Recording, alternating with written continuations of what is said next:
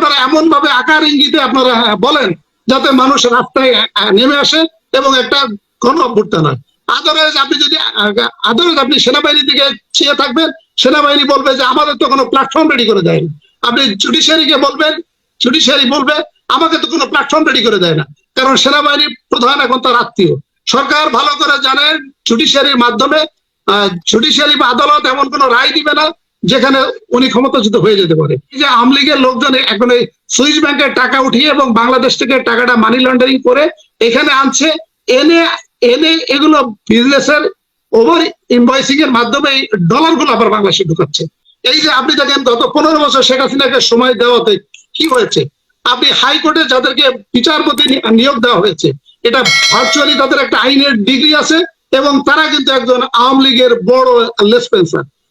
আসসালামু আলাইকুম সম্মানিত বন্ধুরা, শুভেচ্ছা নেবেন। সকলে কেমন আছেন? বর্তমানে নতুন যে সেনা প্রধান হয়েছে বাংলাদেশে, এই সেনা প্রধান নাকি সরকারের আত্মীয়, এমনই বার্তা দিয়েছে আজকের এই নিউজে ব্যারিস্টার জিল্লুর রহমান, সাবেক পুলিশ কর্মকর্তা।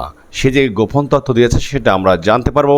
এমনকি বর্তমানে দেশের টাকা যেভাবে মানি লন্ডারিং হচ্ছে এই বিষয় নিয়ে তথ্য দিয়েছে। খুবই গুরুত্বপূর্ণ তথ্য আছে, অবশ্যই সম্পূর্ণ নিউজটি স্কিপ না করে দেখবেন। আমরা কথা বাড়াচ্ছি না, চলে যাচ্ছি ভিডিওতে।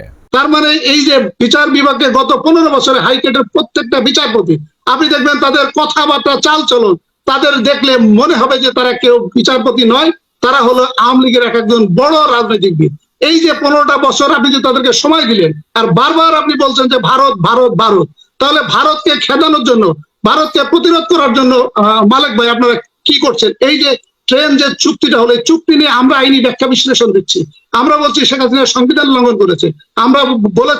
আমরা বলেছি সংবিধানের 145 এবং 145 এর লঙ্ঘন হয়েছে। আপনি দেখেন গত 2 দিন বা 3 দিন আগে বিএনপির যিনি মহাসচিব উনি বক্তব্য দিয়েছেন, কি উনি বলেছে আমরা কিন্তু ভারতের বিরুদ্ধে কোনো বক্তব্য দিচ্ছি না, আমরা শুধুমাত্র চুক্তির এগেনস্টে বক্তব্য দিচ্ছি এবং চুক্তির বিরোধিতা করছি। তাহলে এইটাই যদি হয় তাহলে আপনাদের দলে রাজনীতি থাকলো কোথায়? এই জন্য আমি আপনাদের প্রতি উদাত্ত আহ্বান জানাবো, বিরোধী রাজনৈতিক নেতৃত্বের প্রতি আমি উদাত্ত আহ্বান জানাবো। এই যে আপনি বললেন যে বিএনপি সময় রিজার্ভ কত ছিল, এখন কত, এই আলোচনা করে তো কোনো লাভ নাই মালেক ভাই।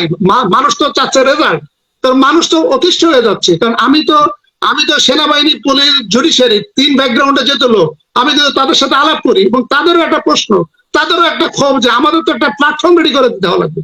কারণ কোন ব্যক্তি তো এককভাবে, কোন ব্যক্তি এককভাবে, কোন সেনা কর্মকর্তা এককভাবে, কোন বিচারক এককভাবে যদি বিদ্রোহ করে তাদের কিন্তু ক্ষমতার পরিবর্তন হবে না।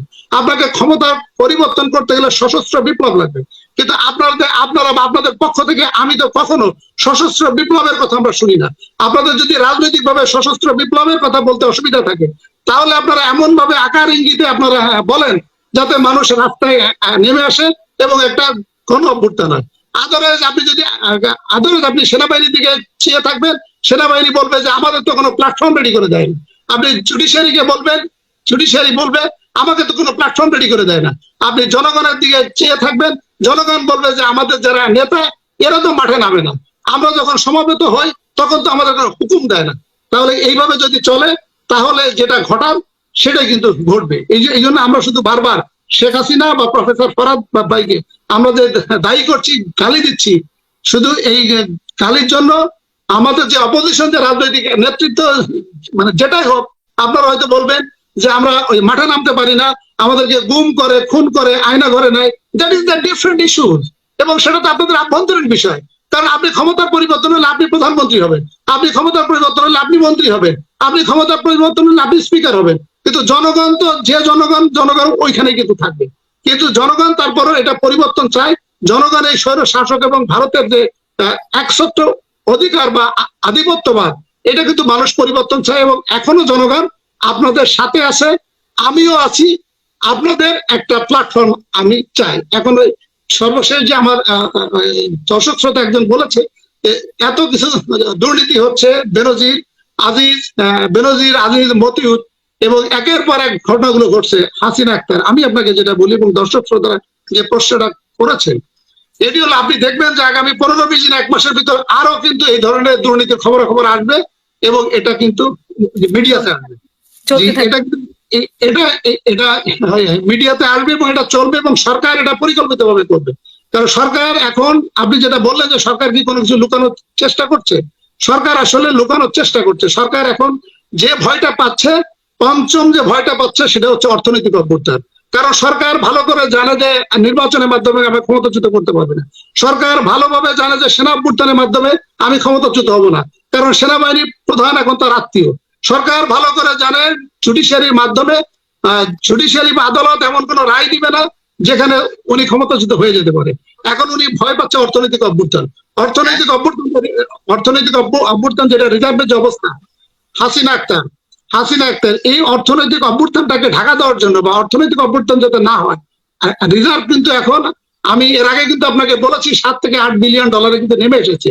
এখন আমি যেটা খবর পেয়েছি হাসিনা আক্তার, সেটা হলো এর আগের টকশোতে আমি আলোচনা করেছি, রিজার্ভ বাড়ানোর ক্ষেত্রে অনেকগুলো কৌশল তারা অবলম্বন করেছিল, কিন্তু কোন কৌশলে কিন্তু রিজার্ভ কিন্তু বাড়ছে না। এখন তারা সর্বশেষ যে 2টা কৌশল অবলম্বন করেছে হাসিনা আক্তার, আমি আপনার মাধ্যমে সবাইকে একটু অবহিত করতে চাচ্ছি, এবং অন্য অন্য দেশের মানি লন্ডারিং ইউনিট যারা আছে ওদেরকেও আমার এই বাংলা কথাটা ইংলিশ ট্রান্সলেট করে ওদের মাধ্যমেও যাতে এটা কমিউনিকেটেড হয় এবং এটা বন্ধ হওয়া উচিত। সেটা হলো যে সরকার এখন যে কাজটা করছে, এটা হচ্ছে এই যে এই সমস্ত নাটকগুলো মঞ্চস্থ করে এখন তারা ওভার ইনভয়েসিং এবং আন্ডার ইনভয়েসিং করে, এখন আওয়ামী লীগের টার্গেট হলো 20 বিলিয়ন ডলার। আওয়ামী লীগের যারা বিজনেস অলিগার, এস আলম বা আজিজ খানের মতো যারা বিজনেস অলিগার, এদের মাধ্যমে টাকাগুলো লন্ডারিং করে বাংলাদেশ থেকে টাকা বাইরে আনবে, এনে এখানে লিগাল চ্যানেলে এটা পাঠাবে, পাঠিয়ে এটা রিজার্ভ বাড়াবে। এটা হচ্ছে সরকারের একটা পরিকল্পনা। এবং এবং এই কাজ করার ক্ষেত্রে আপনি দেখেন, এই যে আপনার গত আপনার একটু দেখেন, এই যে গত ঢাকা পোস্ট 20/6/2024 এই তারিখে যে একটা রিপোর্ট এসেছে, সেখানে বলা হচ্ছে যে সুইস ব্যাংকে গত 2 বছরে বাংলাদেশিরা যারা টাকা জমা রেখেছিল, সেখান থেকে 98% টাকা সেখান থেকে উঠিয়ে নিয়েছে। এবং গত বছরে সুইস ব্যাংকে বাংলাদেশিদের টাকা ছিল 5.5 কোটি সুইস ফ্রাঙ্ক, ওইটা এখন নেমে এসেছে 1.8 লাখ সুইস ফ্রাঙ্ক। এবং তারা স্ট্যাটিস্টিক দিয়ে বলেছে যে 98% টাকা তারা বাংলাদেশিরা উঠিয়ে নিয়েছে। এবং আপনি দেখেন গত পরশুদিনের পত্রিকা বা পরশুদিনের বণিক বার্তা, এখানে তারা লিখেছে বা বলেছে যে গত 15 দিনে হঠাৎ করে আরব আমিরাত থেকে রেমিটেন্সের পরিমাণ এত বেশি, যেটা ইকোনমিক্স বা ফাইন্যান্সিয়াল অ্যানালিস্ট তারা বলছে এটা অ্যাবনর্মাল। আমাদের ফরেন রেমিটেন্স সবচেয়ে বেশি যায় হলো সৌদি আরব, সেকেন্ড হলো যুক্তরাজ্য, থার্ড হলো যুক্তরাষ্ট্র, ফোর্থ হলো আমিরাত। এই গত 15 দিন ধরে হঠাৎ করে আমিরাতসে রেমিটেন্সের পরিমাণ সবচেয়ে বেশি। এটা কারণ হচ্ছে এই যে আওয়ামী লীগের লোকজন এখন এই সুইস ব্যাংকের টাকা উঠিয়ে এবং বাংলাদেশ থেকে টাকাটা মানি লন্ডারিং করে এখানে আনছে, এনে এগুলো বিজনেসের ওভার ইনভয়েসিং এর মাধ্যমে ডলার গুলো আবার বাংলাদেশে ঢুকাচ্ছে। আর এই যে সর্বশেষ যে বাংলাদেশ ব্যাংক শেখ হাসিনাকে বলেছে অফশোর ব্যাংকিংও কিন্তু হাসিনা আক্তার আরেকটা কৌশল মানি লন্ডারিং এর মধ্যে। তার মানে সরকার নিজেরাই কিন্তু মানি লন্ডারিং এর সাথে ইনভলভ হয়ে যাচ্ছে। তার মানে আপনি যদি অফশোর ব্যাংকিং অ্যাকাউন্ট খোলেন, আপনাকে ব্যাংক আপনাকে প্রশ্ন জিজ্ঞেস করবে না যে আপনার এই টাকার উৎস কোথায়। তার মানে প্রবাসে আমাদের বাংলাদেশে যে ব্যাংকগুলো আছে, এই ব্যাংকগুলোকে এখন মানি লন্ডারিং এ বলছি অফশোর ব্যাংকিং এর অ্যাকাউন্ট ওপেন করার অনুমতি দেওয়া হয়েছে। তার মানে এখান থেকেও এখন ডলার সংগ্রহ করে তারা কিন্তু ওই যে রিজার্ভটা বাড়াবে। এখন এইটা যাতে পত্রিকায় মিডিয়াতে বেশি জানাজানি না হয়, এই কারণে একের পর এক নাটক মঞ্চস্থ করা হচ্ছে। এবং শেখ হাসিনার এখন টার্গেট যে কোনো ভাবে তার এই রিজার্ভটা বাড়ানো দরকার, আদারওয়াইজ যে গণ অভ্যুত্থান, এই অভ্যুত্থান ঠেকানো যাবে না। এই কারণে এইটা একটা ইস্যু। আর আরেকটা ইস্যু যে দর্শক শ্রোতা যেটা বললো, যে এখন ধরেন কোন একজনের কাছ থেকে সে 100 কোটি টাকা লুটপাট করেছে, এখন শেখ হাসিনা বলবে বা শেখ হাসিনার লোকজন বলবে 100 কোটি টাকা লুটপাট করেছে, এটা সব খবর আমরা জানি, তুমি 80 কোটি টাকা আমি যেখানে দিয়ে দিতে বলবো সেখানে তুমি দিয়ে দাও। তার মানে এই টাকাগুলো এদের এই টাকাগুলো তাদের বউ ছেলে মেয়ের নামে, এই টাকাগুলো কিন্তু বাইরে পাচার করা আছে।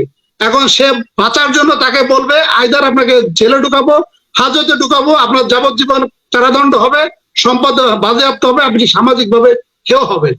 এবং আপনি যদি বাঁচতে চান তাহলে আপনার বিদেশে যে টাকাগুলো আছে, এই টাকাগুলো আমরা যে অ্যাকাউন্টে জমা দিতে বলবো যেখানে জমা দিতে বলবো আপনি জমা দিয়ে দেন, দিয়ে এই টাকাগুলো আসলে সরকার সংগ্রহ করে নিতে চাচ্ছেন। তবে এটা আমি শেখ হাসিনাকে এটাকে আবার সমর্থন করি যে ওই আপনি কোন এক সন্ত্রাসী যদি টাকা হাইজ্যাক করে 1 লাখ টাকা, তাহলে ওই সন্ত্রাসী যিনি আবার হেড সন্ত্রাসী থাকে, যখন উনি জানতে পারে যে 1 লাখ টাকা সে ছিনতাই করেছে, তখন বলে যে তুমি 80,000 টাকা আমার ফান্ডে দিয়ে যাও, 20,000 টাকা তোমার কাছে থাকবে।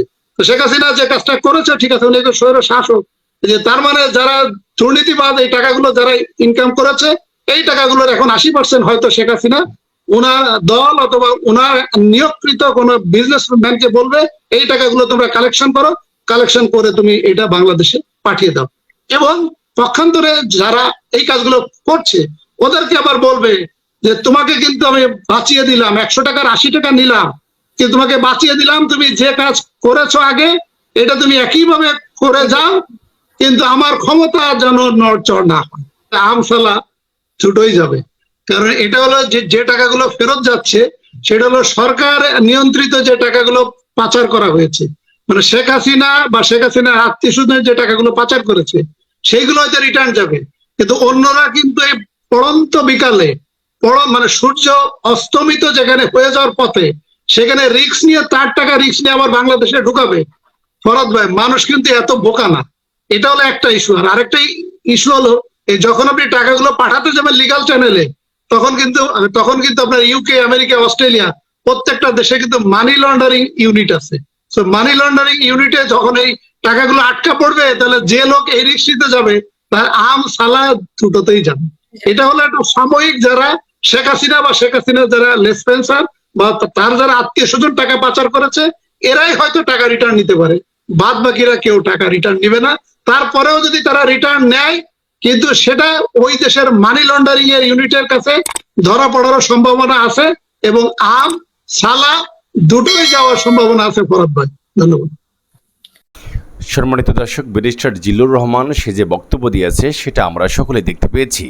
বর্তমানে নতুন যে সেনা প্রধান, সে নাকি সরকারের আত্মীয়, এমনকি দেশের টাকা যেভাবে বাহিরে পাচার হচ্ছে এই বিষয় নিয়ে অনেক তথ্য দিয়েছে। সম্মানিত দর্শক, আপনাদের মতামত মেসেজ করে জানাতে পারেন। ভালো থাকবেন। আসসালামু আলাইকুম।